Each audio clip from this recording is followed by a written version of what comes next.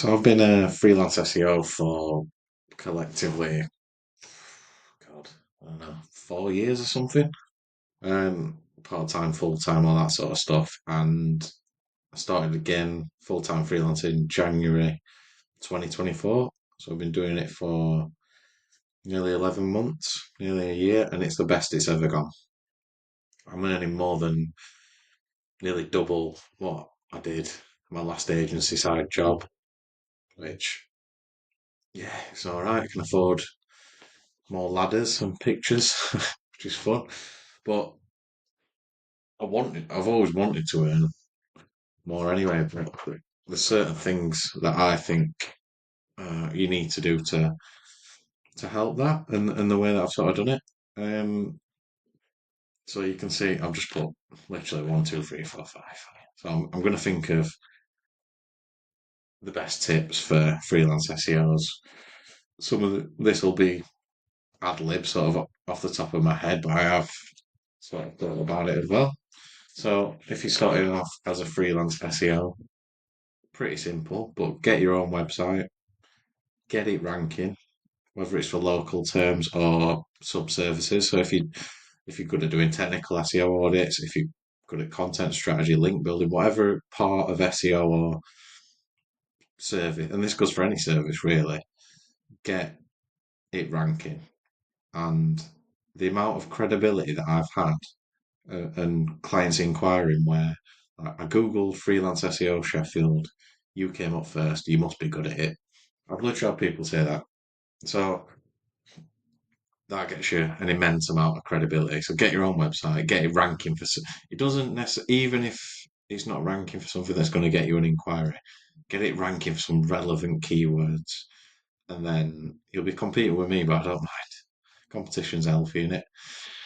But as long as you get it ranking, then at least even on a call you can go, just Google that, and then I'll explain how I got that ranking for you.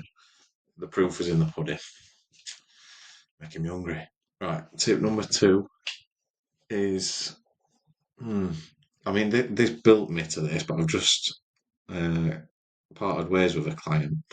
But there was a time a couple of months ago, half my clients were on direct debit, Stripe payments, and half were on invoicing. When half your clients are on direct debit, you feel so much safer, so much more chilled. You've not got to chase people for payment. Yeah, things can go pear shaped and they can email you. It's happened to me where they just went, "No, I just want to cancel and the business doesn't have the funding or we're thinking of going into PPC or whatever." And there's no hard feelings. I don't really try and fight it. They're like, "We'll come back later next year." I'm like, "That's fine. It's just purely business." But having them on a direct debit, they were happy to pay the last payment. They said this, but I just knew it was coming in. And I've had to chase a client who's already leaving, which is not a good situation to be in because what motivation have they got to pay? I'm not saying they wouldn't have, but having clients on debt, you can create really easy payment links in payment portals like Stripe or similar. Get a few in there, even if you've got someone like lower end, like a couple of £100 a month. It just fit. You go right. That's 100% coming in unless they email me and say they don't want to do anymore. But chasing invoices is one of the worst things about freelancing. So if you can get any on a direct debit, and it feels weird until you've got your first one. Once you've got your first one, it feels a bit brave to ask someone to go, yeah, there's the payment link, is monthly direct debit, it's up front, all this sort of stuff. Don't make a big deal of it, just send it across, see what they say. And yeah, it feels brilliant. Okay, number three. Let's have a look.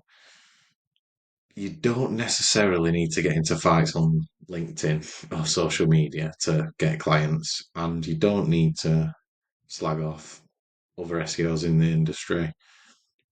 You can collaborate them, collaborate with them. There's plenty of work out there for everyone.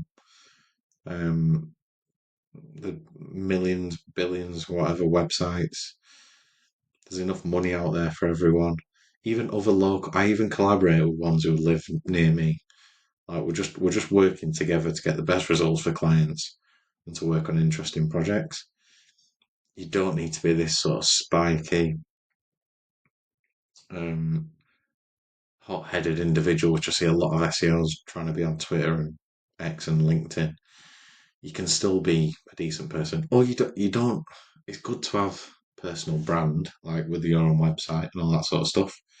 But you don't need to spend your time arguing on LinkedIn or even commenting on LinkedIn unless it's to help people. There's number three. So that'll save you some time. Number four would probably be, hmm, what's a good one? If you're sensing that you're about to work with a time vampire, then don't. Just cut it off at the. As long as you can pay your bills and all that sort of stuff, don't do it. There's been a couple of freelance opportunities I've had in the last couple of months where they're like the beliefs are so rigid when it comes to what SEO is, and they're not digital marketing people. They're just business owners who've done a bit of research. They're like, so you need at least 600 words on a blog. You need 50 black backlinks. You need to buy your backlinks. Um, ChatGPT content's completely fine. AI content's completely fine. I'm just going to do it that way. We're going to rank top with a 3-page website or even a single page website. If someone's being really sort of rigid in their beliefs about what it is, just let them. Just let them have that opinion. It's better if you can get on message. Things can come across harsh. There's been times when I've like argued with people about whether they should buy backlinks or whatever, or certain types of links. And on message, it can come across a bit aggressive on both sides. If you can speak to one on the phone and just calmly sort of explain to them why, in your experience, it's not had the effect, you don't have to do that and it's a waste of time. Yeah, then maybe it can work out. But generally, you get that instinct and you're like, they're just saying everything against what you believe in. So just cut it off straight away. Number five, what's the biggest thing that's made me more successful is probably people. Just being sound with people. I mean, having balance. Like, I mean, I've had phases where I'm like, networking's uh, so important and successful. I did straight networking for a month, so I did like went to 4 networking events every week for a month. Yeah, I think I might have got one opportunity from it, but it's better to do everything with a balance. Just go to the networking events that you think are going to be interesting. Um, you don't have to do everything everyone tells you.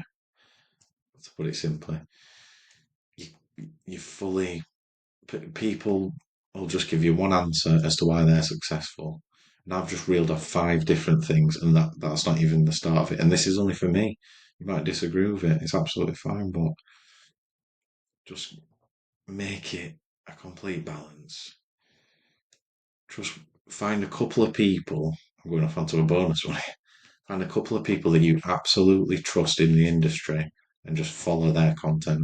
I've got 3 or 4 people that I watch religiously, probably once a week or something, and I trust their opinion more than a lot of other SEOs. And that's it. If I hear it from someone else, I'm dubious at first, and then look to try and get it verified. But it's you've just got to keep going. And like with anything, it's consistency, it's testing. Yeah. But good luck.